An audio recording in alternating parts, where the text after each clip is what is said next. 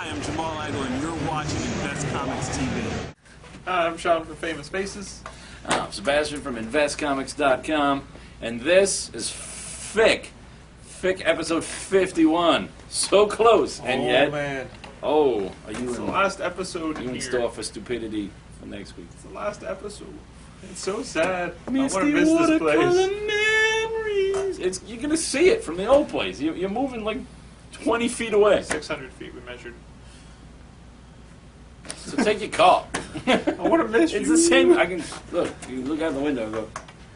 I want to miss you. And now it's just some empty, vacant comic place that I. Aquaman number 10 is the best comic book of the week. It just is. It just is. It wins. Oh, it's very close with two other books, but this one wins because it's Aquaman. and that was never Who knew? said before Jeff Johns took over. Oh no! It's. I'm willing to. gives This you more is on- why the new 52 happened. It gives you more on why Black Manta hates Aquaman. Oh, And I kind of hate Aquaman too for what he did. But no, when they show the story though, I mean they tell it one way, and and he killed Black Manta's dad, but like he came in going, Black Manta's dad, Yeah. But that's not what he did. No, that's what he did. Then they show the flashback, and it's like, oh, I thought you were your son. No, that's what It's he did. not. It's not. That's what he did. No, he didn't. It wasn't like it was oops. So That's Hell? a very loud vehicle. Before Watchmen, NiteOwl number 1. Number Good. 1. it's good. Yeah, I enjoyed it. Yeah, I like the. I still like last week's better, but this was good. It's as close as I'm getting to my Ted Kord series. I do like the whole funeral scene. Oh yeah, That was really cool. It It was good. I mean, before Watchmen stuff continues to be good. If you're one of those people Yeah. who are like, oh, before Watchmen, blasphemy, get over it, it's and freedom. this is unlike the others, which were the comedian one was literally the comedian.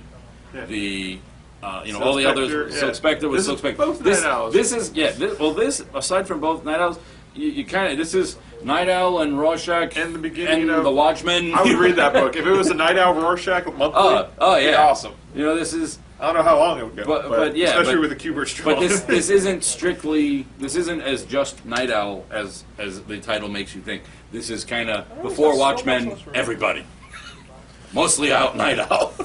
You always take up most of the table. I just like to be near you. I know it's a thing. But Justice League number 10, Why do you not know the numbers? because numbers are stupid in my mind right now, and because I thought that was Necron for the first 10 minutes of reading this while looking at the cover. I'm like, why is Necron back? Why not? But this seemed like it There's was really a only little- one look for villains in the new It's 52. Necron. It just seemed like it took a little bit to get going. I still enjoyed it as much as I have the previous 9 issues, but it just seemed like, hey, we're gonna slowly get to the point. It was There's definitely the a point. step back. Like I said that number 9 was my favorite issue so far. I really like number 9, and I'm still saying number 9 is my favorite issue so far. know what the because best number part, 10 though? kind of slipped back. Shazam.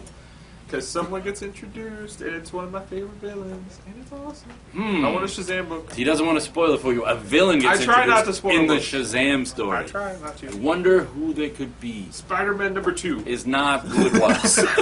It might be.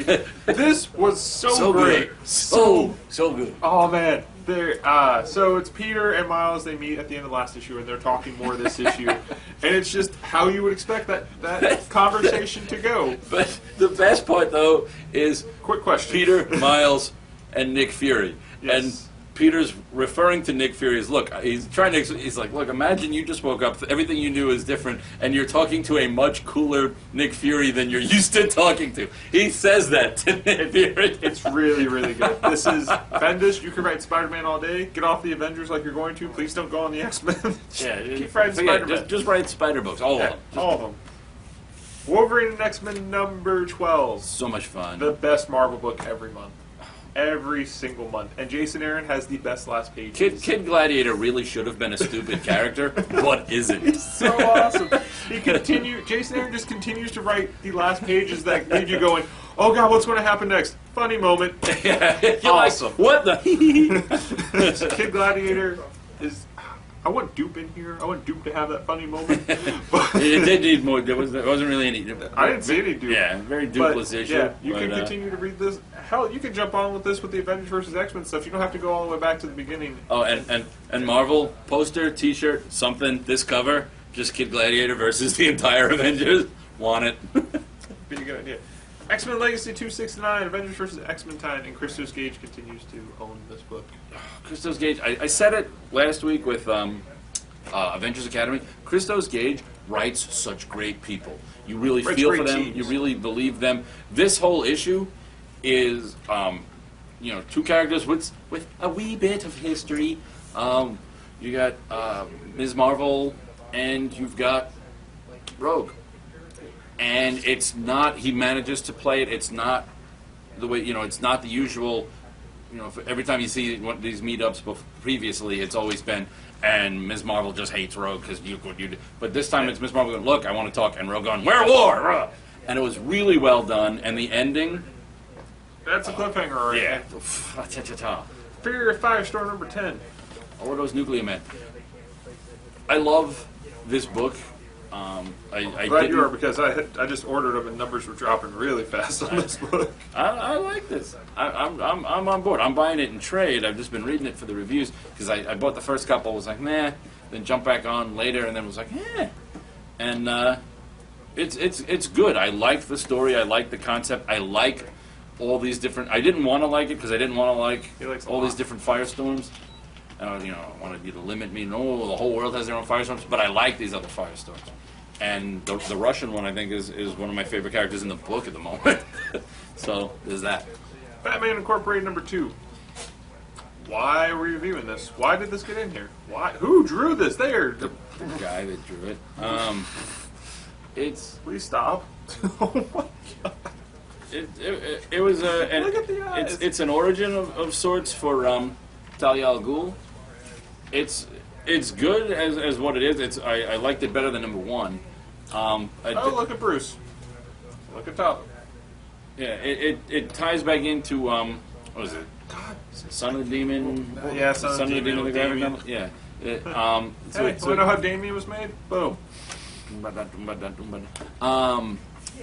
So yeah, there's that. Okay. Idolized / America's Got Powers. Yeah, there's a million of these. Always remember, Todd Knock did it first with Wild Guard, but this was actually okay. I like the story. It's a number 0. All right. I like the concept. I want to know more about this character, but really, it's just a teaser. This isn't a story in and of itself. If you buy number 1 next week, you don't have to run down and hunt this down. All this is an ad. Nothing pivotal happens. It whet my appetite, but my appetite was already wet. This is like an ad for people that are already going to buy the series. All right. But it looks good. If you skip this issue and jump on with number 1, you'll be fine. And the concept seems okay, but it's not a lot of anything. Mind the Gap number 2. I love this book. Hey, look at that. Look, I wore that for that reason. Look, hey. Of course Hey. you did. Look, Planned it. Can we get a still shot of this to put up I want to be on on the chart. On the chart. Let's make this happen. Chart, I've already mind been the on gap. the... Come on. But did you read this one? No, I just support the title because it's an awesome title and I love that gallery. This is good. This is really good. Now it's one of those. If you're a fan of any of the Jonathan Hickman stuff over there, or the what's the book with the characters that nobody knows? Nick Spencer. Morning Glory. Morning Glory. I knew exactly what you were talking about. It's horrible. I can't even remember the title at this point. Right? If you're a fan of that kind of stuff, it's that level of intrigue and layers upon layers of and it's really really good, and the art is gorgeous. And what makes this better? You ready for this? You know what makes this better than Morning Glories? There's some gaps. It's got an our story. People make fun of Marvel for doing that, but for books like this, it was really helpful. And even better, you ready for this? Take note, Nick Spencer. What? These are who the people are.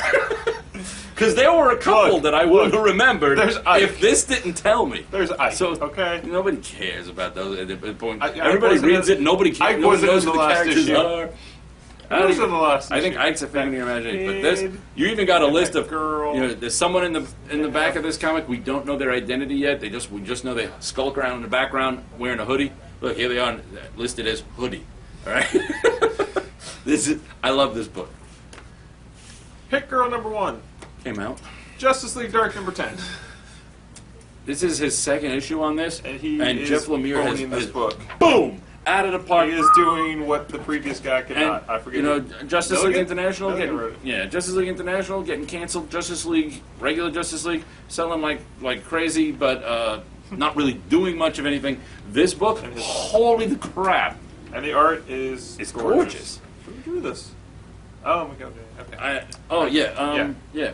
I've read, I know I've seen his art before. It's so good and so good. Superman Speaking of good 10. art. How's the story then? Andrew Jurgens, Jesus Marino. Yeah. I like his The name. story it was good. It wasn't, it's not justifying all the changes they've made as far as I'm concerned, but it was a good story, but a standard Superman story with a slight twist.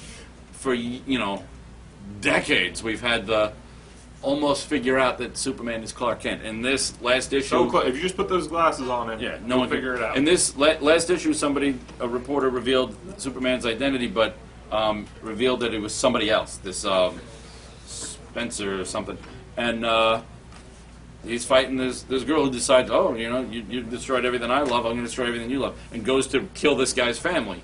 So you have this moment of and people going, hey, you were just here, now Superman, but it's all the stuff they normally do with Clark, but with this other guy. And they even you have Clark and this guy standing next to each other, and you have people saying, no, it's a clone or a robot, and pulling out all the old tropes when clearly it isn't. So it was fun in that regards, but Flash #10. It's not Francis Manapul drawing anymore, so I got off of it. That's my review. I don't care. Nope. Manapul's art saves that book. no, I didn't care about Manipul's art, and I didn't Love care about the Manipul's story. art. This, I'll say right now, Marcus Toe on art is the only reason I read this. That's the only reason. And that's my whole review, is Marcus Toe's art is gorgeous. And the rest of that book is I don't care. Resident Alien #2. That book is good. Right. That should be your review. Yeah, that's it. That's my review. That book is good. All-Star Western 10. Did you read this? Should I read this? Yes, you should read this. Are there owls still? Yes, there are. This is a storyline. It's not part of Night of Owl's Court. This is just a story. You've got like Batman's greats grandfather, Alan Wayne. You've got he's still hanging out with This is very six-gun-ish. Hex is still art hanging line. out with Arkham, and of course you got Tallulah Black. She's a lot of fun. But you've got the Court of Owls gearing up to go to war with the followers of Cain. What are they? The crime Bible people. Crime Bible. Yeah, the Batwoman, whatever. Yeah. And these two groups are going to war, and how cool is that? And it's really, really, really well done. It's good to look. Even the backup story, the Batlash, a lot of fun. Palmiotti and Gray just do great stuff. Amazing Spider-Man 688. Hey, look, it's the lizard. That's what the lizard looks like. Not like a Goomba from the Mario movie. That's what the lizard looks like. This lizard's got like these things underneath them. I'm just I don't like saying, those things. the lizard in the new Spider-Man movie is just a round head that looks like a Goomba from the Mario movie. Anyways, this was well timed. Good job putting the lizard in a comic book the week before it comes out. It's like they know what to do. Well, they've been planning this for like 7 years. That's my review. Green Lantern New Guardians #10. Still really good. It's so good. Tony Bedard is the best writer for this group, and apparently this group's changing in a couple months. Whatever. Our Killer gets the greatest line in the issue. No, the greatest line is Kyle going, "Oh man, I miss Glomulus. I was starting to get attached to that little guy. No, the I want a greatest Kyle and Glomulus crossover book." Greatest line, you got a bunch of Blue Lanterns fighting for their lives and their planet, and they're all yelling out, all will be well. And our Killer shows up, starts plowing through Blue Beetle-looking reach aliens, going, "No, all will be hell." Just like taking them out. That's. I want a shirt. All will be hell. You want a lot of shirts. I do. I like shirts. I hope so. I want to see you without a shirt. Again. F19. God, that was a horrible night. FF19. This was the runner-up for book of the week because I forget the dragon's name all of a sudden. Dragon Man? Dragon You Man. can't remember. Just he has the best thing. He's like, "Hey, you're supposed to protect me, right?" Yeah. what the hell is that giant dragon doing behind the tree? How did you not see the giant dragon hiding behind the tree? Fellows, can we talk about this? Yeah, just this book was really good, and I know there's some people, including some friends of ours and customers here, who normally give. I refuse to believe there's two people with the last name of Walter, Journal from Marvel. They normally give this guy a hard time. I thought it was fine. He did nailed it. He did great this issue. Yeah. So and then I think we're all good. Yeah. Just FF Hickman, please don't leave. I will beg you every time there's a book coming out. Incredible Hulk number 10. Stay angry.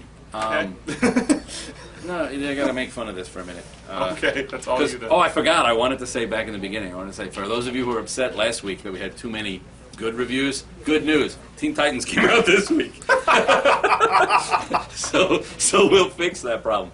But damn. But this continues to be.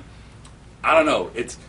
You know the movie Twins, where like Arnold Schwarzenegger was like the perfect human being, and all the leftover gunk turned into Danny DeVito. Well, when is Steve Dillon still drawing when Jason when Jason Aaron writes the greatest book Marvel has, which is Wolverine the X-Men, he puts all his greatness into that, and what's left over becomes bald Incredible Hulk. Why is the Hulk still bald? It's because it's a sleek. What's a better question is hair. What's going on is at this point, every time the Hulk calms down, he turns back into Banner. Banner puts him in all these ridiculous positions. I think for no other reason than to mess with the Hulk's mind at the moment. Somehow Banner found a way to get the Hulk. So when the Hulk comes to, he is on a space station with a failed experiment that has been up there since before the collapse of the Soviet Union. So there's old. This is pure. For the people, chaos. Communist Russians, robot cyborg bears, and the Hulk, and then Kraven. Yeah, then he wakes up on Earth in the forest with Kraven. Because I don't care about spoiling that. Hypernaturals number 1. This book is so good. This is like the best thing Boom has done ever, and I like a lot of Boom stuff. Better than Irredeemable. Oh yeah, this is Abnett and Lanning doing cosmic without having to worry about tripping over continuity, and and the art in this is gorgeous too. Who's doing this? See, I don't want to read Brad all Walker of that. and Andre. You don't have to. Brad Walker and Andre Guinaldo. This book is so good. Or all of that. You don't have to read the number 0 issue. We have them. Or was it number 0 just Free Comic Book Day edition? Yeah, you don't have to read it. I did. I really liked it. That's why I knew I was dying for this. You don't need that. All that really you need to know is that the team that debuts in that issue is gone. Which and this is the people going through and going, hey, what happened to those guys? And it's great. It's more that higher thinking. Look at that. Look how gorgeous it is. Ooh. It's that higher thinking, high concept, cosmic superheroes without having to, we're not lowering it to just superheroes and, let's have team ups and fight. No, this is high. This is good stuff. Good stuff. New Deadwardians number 4. Halfway there. Sorry, it's been in my head since I saw it. Was this always in black and white? No. No, that's just it's a pre-year for Punk Rock Jesus. Yeah. Sean Murphy, what up? Yeah. But this book continues to be awesome. This is one of those where when you're done reading it, you buy the trade. It's vampires, but not. It's zombies, but not. Basically, that was their cure for a zombie plague was to become vampires. They call themselves the Young. This way, you can't. The zombies leave you alone because they see you as dead and they just ignore you. So, mostly rich people and government people became the Young. Whoa. The middle class is still regular human, and then there's all these zombies constantly trying to get into the city. I just like flipping through it to see all the stuff and not understand what's going on. Oh, it's really good. You got to read it. It's I read brilliant, a lot of versions and of stuff in trade. I'll wait for that. It's Sherlock Holmes, Count Dracula, Sherlock Holmes combined as one person, solving mysteries while there happen to be zombies chilling out outside. The zombies in this are even more incidental than the zombies in Walking Dead. Dungeons & Dragons Forgotten Realms number 2. It's better forgotten. When did number 1 come out? A month ago. Does it give you a map? I really, really loved. This does not give you another player's guide. The J Katz. Jeff Katz. Not that J Katz. Jeff Katz. John Katz. No, John Rogers. Jeff Katz wrote Booster Gold with Jeff Johns. John Rogers wrote Blue Beetle with Keith Giffen. It's very hard for me to separate all these names.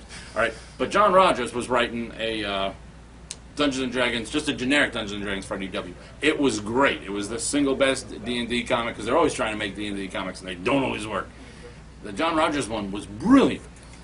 This one, I mean, it's Ed Greenwood. He created the Forgotten Realms, but you know, he writes decent Forgotten Realms novels. He writes great Forgotten Realms game materials. Not so much on Forgotten Realms comic. I think I'm done with this. Teenage Mutant Ninja Turtles number 11. I forgot the number. This was really good. It picked up right where that Splinter miniseries left off, and it goes all the way back to issue 2, which is crazy because I forgot one of the characters that they introduced. But it continued. It was weird. This character was in for like a panel and then came back, so it was really cool. I keep on enjoying it. Trade 2, I think, is getting ready to come out. They have just read this. If you're a Ninja Turtle fan, you really need to do yourself a favor and read that. Captain America and Iron Man, something or other. 633. So many numbers. Cullen Bunn, Barry Kitson. Really? How can you go wrong? This is the One Night in Madripoor story. Tony and Iron Man, really great. Tony is Iron Man. I mean, Tony and Cap, really great character-driven story. Slightly connected. You know, if you didn't read the Captain America and Hawkeye issues, you don't have to. But one of the antagonists, sneaky little chick from that story, shows up in this and connects it. And I believe she's going to be the common thread through the next Captain America and whoever else arc, because it all kind of ties in. Really, really good and really worth reading. Whispers number 3 continues to be one of the creepiest books that I've read recently, next to Severin. Joshua Luna is writing and drawing it, and it's so good and so creepy and so demented. And yeah, it comes out whenever it wants to come out, apparently. But he continues. He does exactly what he did with Sword and Girls and Ultra and those last page cliffhangers, and it'll always pay off. That is one of the books that you need to start checking out. Hell yeah, number 4. Still not hell yeah. No, I'm still. I read the first one and thought it was meh. Hell okay. I read the second one and thought it was hell no. Read the third one and thought hell yeah. And now for the fourth one, I'm still with the hell yeah. I didn't make like a quantum leap to like yeah or anything, but I'm still at hell yeah. That's at issue 5. You got it. This is good, and it's got these like I don't know what they are. That's always fun. This story, Baby Girl in the Lost Treasure of the Africa. This story has been fun in the back, and it just you know, and there's all that going on. I don't want to tell you what happened. And then it's got a one-page story that tells you to go to a website called TigerLawyer.com about Tiger Lawyer. Probably go to that website. That's awesome. I want to go to it right Tiger Lawyer. I ain't lying. See, lying. I Vampire 10. Please forgive him for that joke. It's not my joke. They wrote it. Just I Vampire 10. Forgive them, I guess. I Vampire 10 continues to be good. It's well done stories. It's well done whatever. I'm a little tired of this super saturated dark art, and I don't like this art. So. I don't know if I like the story. I do like the story, but I don't know if at this point it's with this next wave of stuff coming out, I may have to cut this because it's not on my yay. Superman Family Adventures number 2. So good. Just there you go. So good. There, it's Balthazar and Franco. It's got the Titans. Titans are in there. It's just got everything. And Fuzzy the Crypto Mouse. That's what. All right. I'm not even going to say the title. It's just Teen Titans number 10. Teen Titans 10. I get all alliterative. It hurts. It does. It does hurt. What? Why? Why did they let JT Kroll go? Why? I don't know. Why put Scott Lobdell on this book? Oh, it's so horrible looking. Whoa. There were some character moments. There were a couple moments that I actually, kind of liked. There were a couple, whatever. I will say Brett Booth can draw some decent dinosaurs. Dude, look at Red Robin's hair. Yeah, I know. When they took their costumes off, Red Robin still hasn't told anybody his name, but completely takes his mask off and is just hanging with them.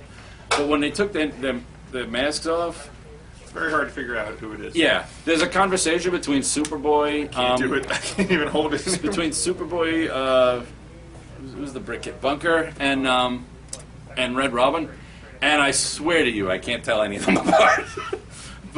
And not even the whole listen all I heard is not even listening to the dialogue and going, okay, they all could be the same person.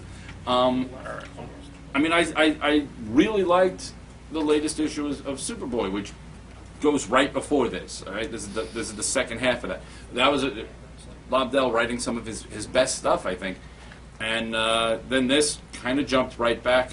I think maybe that issue had really just dealt with Superboy and Wonder Girl. They were the only ones. So I think maybe Lobdell's just not a team guy. He should really pull back and do 2 people at a time. But I don't know. Savage Dragon 180. It's Savage Dragon. It's Dragon. It's fun. Still the sun, right? It's been for it's the sun, and the dad's in space. Dragon is in space with his other son. So what you're saying is it's invincible. It's I'm just saying. It's funny because it's kind of Granted, Kirkman says he gets a lot of inspiration from Invincible. So it's from Savage Dragon. It's a little snake eating its own tail. He's inspiring. They inspire each other. Yeah, woo. But it's good. I like Savage Dragon. Voltron number 6 was surprisingly good. Go Voltron Rangers. Surprise ending. It's my turn to say, ooh, not cliffhanger. You go, ooh, just wow, didn't see that coming. And then they're getting a new artist next issue, and they're gonna pick up. And that Voltron's good. I guess this is last. Kirby Genesis Silver Star number 6 continues to be okay. It's not my favorite and not my least favorite of the Kirby Genesis books. It's still pretty good. That's already really bad. Okay, that was it for issue. You don't like any art I like. No, episode 51. 52's next week. Bye location. Oh, yeah. Bye store. Take a look around.